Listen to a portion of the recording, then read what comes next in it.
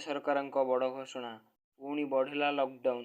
आसतु जानिबा केते दिन बढ़िला एवं कौन कौन रही लॉकडाउन नियम। तेणु ता पूर्व चैनल टी लाइक सब्सक्राइब करी बेल आइकन प्रेस कर दिंतु जहाँफल लेटेस्ट अपडेट आपण मैंने सर्वप्रथमे पाइपर।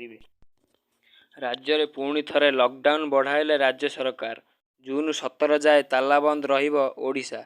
आज ए नहीं राज्यर मुख्य शासन सचिव सुरेश महापात्र प्रेसमिट करी सूचना देइछन्ति।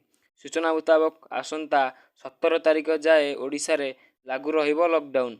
एही समय रे पूर्व भली समस्त नियम और कटकणा लगी रहिबो। तेबे केवल 3टी जिला नुआपड़ा, गजपति और सुंदरगढ़ रे कटकणा कोहल करा जाइछि। एही 3 जिल्ला रे दिन गोटाए जाए दुकान बजार खोला रहिबो। यह बाद अन्य समस्त जिल्ला रे पूर्व भली 11टा जाए लोकमानक अत्यावश्यक सामग्री किणाबिका करि परिबे।